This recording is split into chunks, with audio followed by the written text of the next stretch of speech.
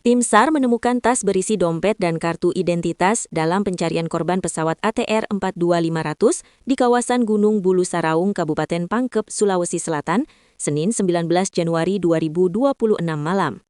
Pantauan Tribun, tim SAR yang tiba langsung menyerahkan tas itu ke Posko SAR Aju, Desa Tompo Bulu, Kecamatan Baloci, Kabupaten Pangkep, pukul 19.20 WITA.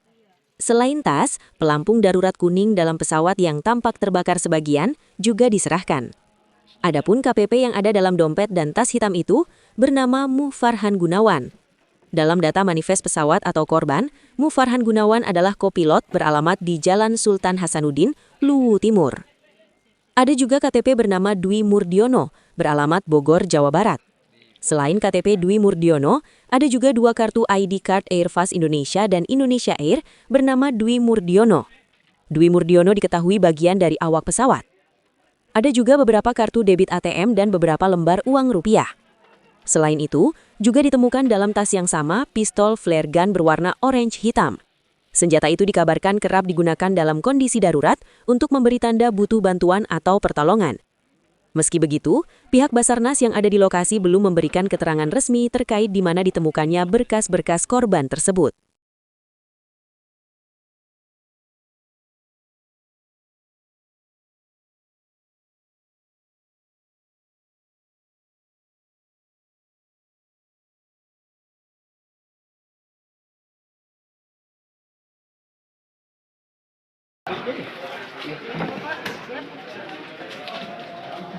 Iya.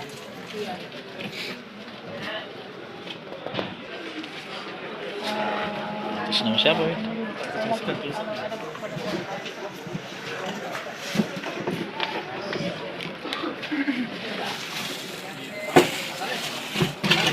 Pakai ember dong, kecil. Siap-siap, iya. Siap-siap. Turun, kasih boleh dikasih panjang. Ada mobilnya lagi. Center kaya. Center ini.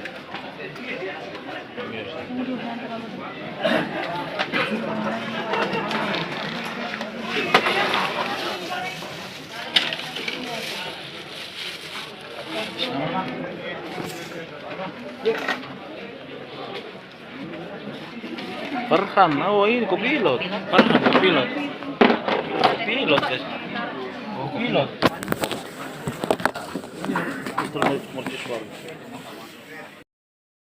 Download Tribun X sekarang, menghadirkan lokal menjadi Indonesia.